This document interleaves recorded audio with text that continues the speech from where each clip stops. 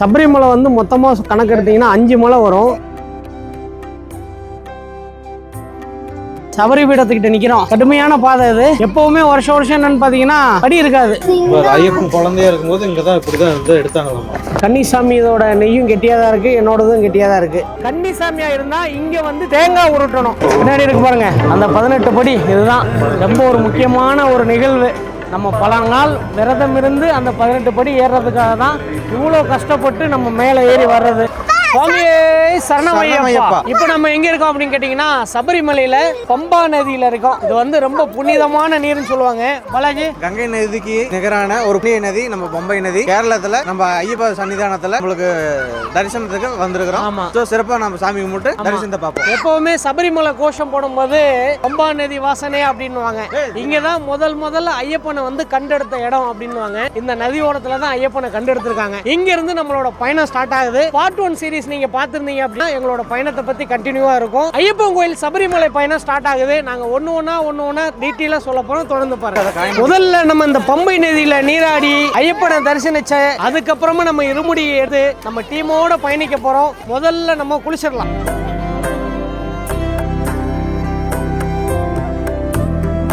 சுவாமியே சரணமையா, சரணமையாப்பா, சரணமையப்பா. ஒருத்தர் விட்டுட்டு ஓட வேண்டாம். அர்ஜென்ட் கிடையாது. நம்ம நாளைக்கு காலையில் தான் தரிசனம் பண்ண போகிறோம். ஆனால் அதுக்கு வேண்டி இங்கே பாதியில் எங்கேயாவது படுக்கிற மாதிரி ப்ரோக்ராம் பண்ணாதீங்க. காரணம் என்னென்னா கூட்டமாக இருக்கிற டைம் நம்ம போனோம்னா எல்லா சமயங்களும் நிறைய கூட இருக்கிறனால பிரச்சனை இல்லை. தனித்தட்டியப்பட்ட முறையில் நம்ம எங்கேயும் இது பண்ண வேண்டாம். ஏன்னா காட்டு மிருகங்கள் இப்படி என்ன எதுன்னு நம்ம சொல்ல முடியாது. அதனால் எல்லாம் சேர்ந்து கரெக்டான ஒரு இடத்துல நம்ம செட்டுக்கு போயிடணும். நம்பியார் செட் அது வரைக்கும் மெதுவாக அங்கே போயிடணும். அங்கே போனால் தான் காலையில் நம்ம தரிசனத்தை முடிச்சுட்டு அப்படியே அபிஷேகம் பண்ணுறதுக்கான டைம் சரியாக கிடைக்கும். அப்படி இவ்வளோ நேரம் நம்ம முன்பின்னு போனோம், ஜாலி பண்ணோம், வந்தோம். ஆனால் இனி இதுக்கு எடுத்துட்டு அவருடைய இதை பொருள்களை வந்து அங்கே சேர்த்துறதுக்கு ஒவ்வொருத்தரும் ஆர்வமாக எடுத்து அதை கொண்டு அவருடைய இதை ஒப்படைச்சிட்டு அப்புறம் நம்ம திருப்பி நீங்கள் மீண்டும் மெதுவாக வரலாம். இருமுடி தூக்குறதுக்கு முன்னாடி குருசாமியோட விளக்கம்லாம் கொடுத்துட்டாரு. என்ன அப்படின்னா நாங்கள் 18 படி ஏறுற வரைக்கும் இவர் என்ன வரோம் இதை கேட்டு நாங்கள் ஃபாலோ பண்ணோம். அதனால தான் குருசாமி, அதாவது 18 வருஷம் தொடர்ந்து வந்ததுனால குருசாமி அப்படின்னுவாங்க. நம்ம குருசாமி வந்து பல 18 வருஷங்கள் வந்துட்டாரு. அதனால சீனியர் சாமி என்ன சொல்றாங்களோ அதை கேட்டுட்டு தான் எல்லாரும் நடக்கணும். இப்போ வந்து நாங்கள் இருமுடி ஏற்றிட்டு எங்கள் பயணத்தை ஆரம்பிக்க போகிறோம். அதுக்கு முன்னாடி ஒரு சின்ன விளக்கம் சாமி. இருமுடி அப்படின்னா என்ன அப்படின்ட்டு சொல்லிடுங்களேன். இருமுடி அப்படின்னு சொன்னால்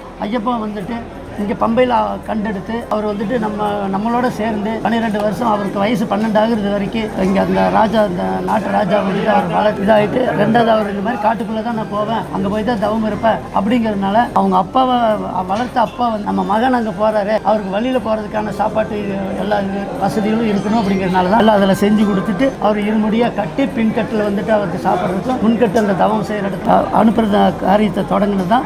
அதை வந்து நமக்கு நடைமுறை அப்படியே பழக்கத்துக்கு வந்துட்டோம். அப்படியே எல்லாம் நடைமுறை அதை இப்போ நம்ம பின்பற்றி நடந்துட்டு வந்துட்டே இருக்கிறோம். அதுதான் இதோடைய வரலாறு. ஆதி காலத்தில் முதல்ல ஐயப்பன் எப்படி சபரிமலை வந்தாரோ அவர் இருமுடியை கட்டி அதே ஒரு ப்ரொசீஜர்ல தான் நம்மளும் ஆரம்பிக்கிறோம். நம்ம எடுத்துருவோமா? முதல் கட்டு கன்னிசாமிக்கு. சுவாமியே சுவாமியே சுவாமியே நல்லா பிடிச்சி சுவாமியே சுவாமியே.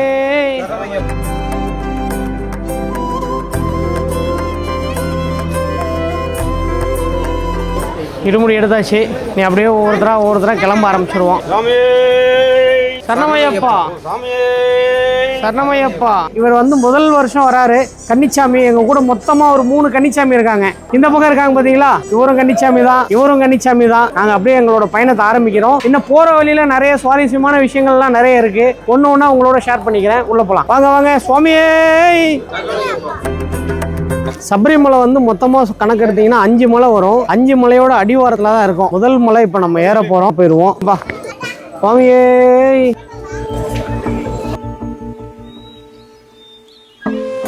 ஐயப்பன் குழந்தையா இருக்கும்போது இங்கதான் இப்படிதான் எடுத்தாங்களாமா. முதல்ல அடிவாரம் சன்னதி. எல்லாருமே ஒரு சதர்காய் அடிச்சுட்டு தான் மலை ஏறணும். உடஞ்சிருச்சு. நிறைய பேர் வெளியூர்லேருந்து நிறைய பேர் சபரிமலை வராங்க. எல்லாரும் வரும்போது என்ன பண்றாங்க அப்படின்னு கேட்டீங்கன்னா வீட்டுல இருந்து இருமுடி கட்டிட்டு வந்துறாங்க. சில பேர்னால வீட்டுல இருமுடி கட்ட முடியாது. அவங்க எல்லாம் என்ன பண்ணலாம்னா ஐயப்ப சன்னதிக்கு வந்து, அதாவது அடிவாரத்திலேயே இந்த இடத்துல இருக்கு பாருங்க, இந்த இடத்துல இருமுடி நீங்க கட்டிக்கலாம். தெரியாதவங்க தெரிஞ்சுக்கங்க. அது இல்லாம நம்ம சபரிமலை வரும்போது கண்டிப்பா ஆன்லைன்ல இந்த மாதிரி நம்ம ரெஜிஸ்டர் பண்ணிருக்கணும். ரெஜிஸ்டர் பண்ணி வரவங்களுக்கு மட்டும்தான் உள்ள அலோவ் பண்ணுவாங்க. இப்போ நாள் நினைச்சா சபரிமலை வர முடியாது. ப்ராப்பரா அது ஓப்பன் இருக்கிறப்போ ஆன்லைன்ல ரெஜிஸ்டர் பண்ணா மட்டும்தான் வர முடியும். அதாவது நம்ம குழந்தைங்க எல்லாம் கூட்டு வரல, அவங்களுக்கு வந்து ஒரு டேக் ஒன்று போட்டு விடுறாங்க. அதாவது குழந்தைங்களை வந்து நம்ம கவனமா கூட்டிட்டு போகணும். இன்கேஸ் குழந்தைங்க ஏதாச்சும் மிஸ் கூட நம்மளோட ஃபோன் நம்பரு, உங்களோட பேரு, குழந்தைங்களோட அம்மா அப்பா பேர், ஃபோன் நம்பர் எல்லாம் எழுதிடுவாங்க. யாராச்சும் தெரிஞ்சவங்க கால் பண்ணி அதை சொல்லுவாங்க. அதுக்காக கிஷு கலட்டவே கூடாது சரிங்களா? நம்ம கீழே வர வரைக்கும் கலட்டக்கூடாது. பத்திரமா வச்சுக்கணும் சரிங்களா? நீங்க எங்கேயாச்சும் காணாம போயிட்டீங்கன்னா இதை கையில காமிக்கணும். இதுல எங்க அப்பா ஃபோன் நம்பர் இருக்கு, எங்க அப்பாவுக்கு ஃபோன் அடிங்க அப்படின்னு சொல்லணும் சரியா?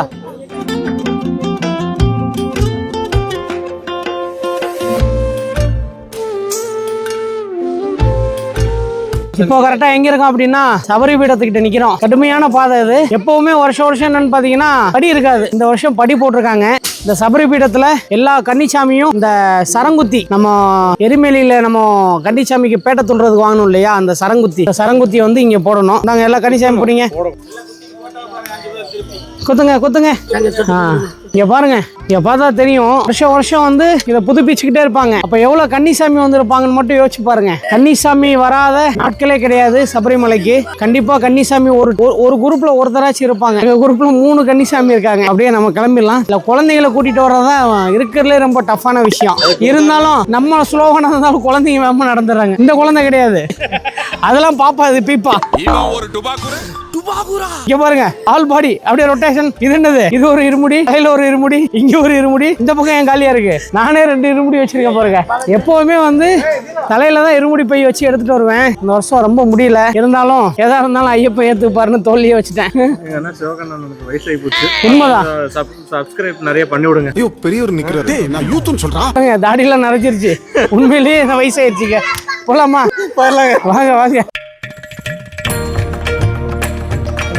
டோலி இது என்னன்னு பாத்தீங்கன்னா டோலி அப்படின்னுவாங்க. சபரிமலையை பொறுத்த அளவுக்கு நடக்க முடியாம நடந்து வரோம் இல்லையா, சில வயசானவங்களாம் இருப்பாங்க. குருசாமியை சொல்ல அவரு வந்து என்றும் இளமை. அவரை மாதிரி நடக்க முடியாதவங்க இருக்காங்க இல்லையா, நல்லா வெயிட்டானவங்க. நம்ம சம்பத் கான் மாதிரி வச்சுக்கோங்களேன். ப்ரோ ஒரு அளவுக்கு தான் ப்ரோ, எல்லாமே சும்மாலாம் நோண்ட கூடாது ப்ரோ. நான் யாருக்கு என்ன த்ரோல் பண்ணேன்? ஆனா சம்பத் கானும் பயங்கரமா நடப்பாரு.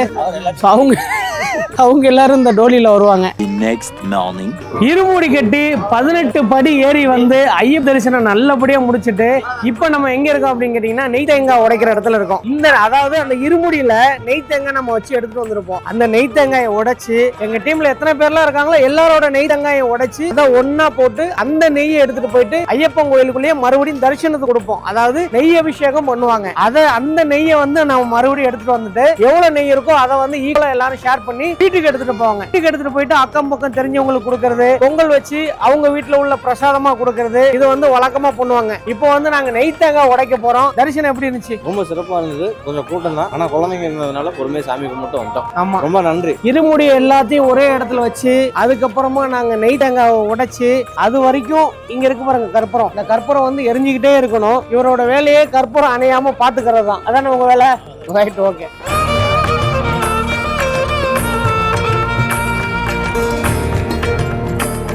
தேங்காய் உடைக்கலே ஒரு விஷயம் சொல்லுவாங்க. நம்ம எந்த அளவுக்கு விரதம் இருந்திருக்கோமோ தேங்காய் வந்து அந்த அளவுக்கு கெட்டியா இருக்கும் அப்படின்னு சொல்லுவாங்க. அது வந்து எந்த அளவுக்கு உண்மை அப்படின்றது தெரியல. மக்கள் தெரிஞ்சா மறக்காம கமெண்ட்ல சொல்லுங்க. என்னோட பையனதும் என்னோடதும் கன்னிசாமி இதோட நெய்யும் கெட்டியா தான் இருக்கு, என்னோடதும் கெட்டியா தான் இருக்கு. உள்ள போடலாமா? சபரிமலை வந்தாவே, அதுவும் இருமுடி கட்டிட்டு வந்தாவே கண்டிப்பா நெய் தேங்காயோட தான் வருவாங்க. இங்க எவ்வளவு மக்கள் வந்திருக்காங்க பாருங்க. நெய் தேங்காய் மட்டும் அவ்வளவு உடைச்சிட்டு இருக்காங்க.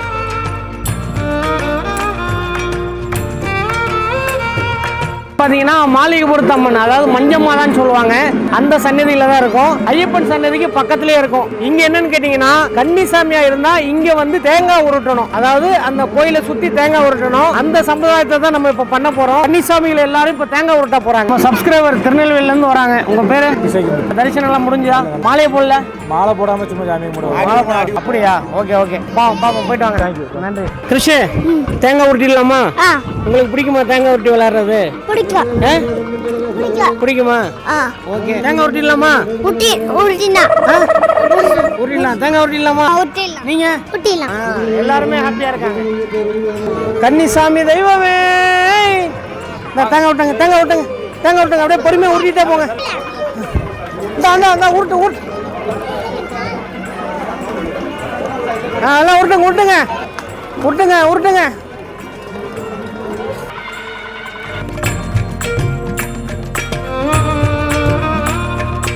பாட்டில் வந்து இருமுடி கட்டுறதை பார்த்துருப்போம். இருமுடி கட்டையில் நெய் தேங்காய் எடுத்து வந்திருப்போம். அதுக்கப்புறம் இந்த அரிசியை வந்து இருமுடி பையில போட்டிருப்பாங்க. ரெண்டுமே என்ன பண்ணுவோம்னா, அரை மூடி தேங்காயை மறுபடியும் வீட்டுக்கு எடுத்துட்டு போயிடுவோம் பிரசாதமா. இதுல இருந்து ஒரு கைப்பிடி அரிசியை வந்து வீட்டுக்கு எடுத்துட்டு போயிடுவாங்க பொங்கல் வைக்கிறதுக்கு. வீட்டுல பொங்கல் வைக்கும் போது அந்த அரிசியில இந்த அரிசியை கொஞ்சம் சேர்த்து பொங்கல் வச்சு எல்லாருக்கும் பிரசாதமா கொடுத்துருவாங்க. ஒரு மூடி தேங்காயில அரை மூடி நாங்க எடுத்துட்டு போயிடுவோம். மிச்சம் அரை மூடி தேங்காய் இங்க அக்னி குண்டம் இருக்கும், அந்த அக்னி குண்டத்துல போட்டுருவோம். இந்த அரிசி என்ன பண்ணுவாங்கன்னா அரவணை அப்பமா கொடுத்துருவாங்க. அந்த ஐயப்பனுக்கு அபிஷேகம் பண்ண நெய்யும் இந்த அரிசியும் அரவணை அப்பம் பிரசாதமா கொடுப்பாங்க. அதை தான் நாங்க வீட்டுக்கு எடுத்துட்டு போவோம். அது எப்படி நம்ம கோயில்ல உங்களுக்கு காமிக்கிறேன். சமயம் போலாமா? எடுத்துட்டு வாங்க. அப்புறம் இருமுடி கட்டும் போது எல்லாருமே காசு போடுவாங்க. உங்களால எவ்வளவு காசு போட முடியுமோ அவங்க வேண்டுதலுக்கு ஏற்ற மாதிரி இதுல காசு போடுவாங்க ஐயப்பனை வேண்டி. இது வந்து அப்படியே ஐயப்பனோட உண்டியிலேயே நாங்க போட்டுருவோம். இது வரைக்கும் எவ்வளவு இருக்கு என்ன ஏதுன்னு யாருமே இங்க எண்ண மாட்டாங்க. எவ்வளவு வருதோ அப்படியே கொண்டு போய் ஐயப்பன் உண்டியில போட்டுருவாங்க. இதையும் கொண்டு போய் கொடுத்துடலாம். பின்னாடி பாத்தீங்கன்னா 18 படி இருக்கு. அந்த 18 படி ஏறி தான் சபரிமலை ஐயப்பனை தரிசனம் பண்ண முடியும். அந்த 18 படி ஏறணும் அப்படின்னா கட்டாயம் இருமுடி இருந்தாதான் நம்ம 18 படி ஏற முடியும். இல்ல நீங்க இருமுடியோட வரல, நீங்க தரிசனம் பண்ணதான் வரீங்க அப்படின்னா இந்த 18 படி ஏற முடியாது. ஆனா ஐயப்பனை தரிசனம் பண்ணலாம். நாங்க வந்து நைட்ல ஏறதுனால பெருசா எங்களுக்கு பார்க்க முடியல, அவ்வளவு கூட்டமா இருந்தது. பகல்ல ஒரு டைம் நம்ம பார்த்துட்டு போயிடலான்னு வந்தோம். நீங்களும் பாருங்க, பின்னாடி இருக்கு பாருங்க அந்த 18 படி. இதுதான் ரொம்ப ஒரு முக்கியமான ஒரு நிகழ்வு. நம்ம பல நாள் விரதம் இருந்து அந்த 18 படி ஏறுறதுக்காக தான் இவ்வளோ கஷ்டப்பட்டு நம்ம மேலே ஏறி வர்றது. அதனால மேலே மட்டும் நம்ம ஏறணும்னா ஒரு நாள் நைட்டு ஃபுல்லாக நம்ம ஏறுவோம். ரொம்ப கடினமான ஒரு பயணம் இது. இந்த 18 படி பார்த்தோன்னே அந்த கடினமான பயணம் எல்லாமே மறந்துடும். இந்த 18 படி அவ்வளோ சிறப்பு. ஏற்கனவே நான் சொன்னேன் இல்லையா, இடுமுடியில் போகிற அரிசியும் ஐயப்பனுக்கு அபிஷேகம் பண்ணுற நெய்யும் வச்சு அப்பமும் அரவணை பாயாசமும் இந்த இடத்துல தான் கிடைக்கும். இது வந்து சன்னிதானம் பக்கத்துலேயே தான் இருக்குது. இந்த இடம் தான். மக்கள் மட்டும் எவ்வளோ கூட்டமாக இருக்காங்க பாருங்க. இதான் அந்த அப்பம். இது பார்த்தீங்கன்னா உங்களுக்கு தெரியும் பாருங்க. இதான் அந்த அரிசியும் ஐயப்பனுக்கு அபிஷேகம் பண்ணுற நெய்யும். இதை வந்து பிரசாதமாக கொடுத்துருவாங்க. அது போக பழனியில் எப்படி பஞ்சாமிரதமோ இங்கே வந்து அரவணை பாயசம் சொல்லுவாங்க. இதுக்குள்ள சின்ன சின்ன டின்னா இருக்கும், இதுதான் கொடுப்பாங்க. சாமியே சரணமையப்பா. சபரிமலை பார்ட் 2 வீடியோ பார்த்துருப்பீங்க. எங்களால் எவ்வளோ தெளிவாக இந்த வீடியோவில் சொல்ல முடியுமோ நாங்கள் சொல்லிட்டோம். இன்னும் சபரிமலையை பற்றி எனக்கு தெரியாத விஷயங்கள், மக்களுக்கு தெரியாத விஷயங்கள் ஏதாவது இருந்துச்சு அப்படின்னா மறக்காம உங்களுக்கு தெரிஞ்சா கமெண்ட்ல சொல்லிடுங்க. எங்க தரிசனம் ரொம்ப இனிமையா இருந்தது, நல்ல தரிசனமா இருந்தது. இவர் தான் கன்னிசாமி. இவர்கிட்ட தான் நாங்கள் கேட்கணும். வருஷம் வருஷம் நாங்கள் வந்துடுறோம். கிருஷ், சபரிமலை கோயிலுக்கு வந்தீங்கல்ல, எப்படி இருந்துச்சு உங்களுக்கு? பிடிச்சதுலேயே உங்களுக்கு எது ரொம்ப பிடிச்சது? நடந்தது தான் பிடிச்சதா? என்னன்னு கேட்டீங்கன்னா, எங்கேயோ எங்களை தூக்க வச்சு நடக்க வச்சுருவோம் நினைச்சோம். ஆனா இவரே நடந்துட்டாரு. பரவாயில்ல, கிஃப்ட் வாங்கி தரேன்னு சொல்லியிருக்கோம். அப்புறம் சாமியை பாத்தீங்களா? ஐயப்ப சாமியை பாத்தீங்களா? சாமி என்ன சொன்னாங்க? நல்லா இருக்கணும்னு சொன்னாங்களா? சரிப்பா.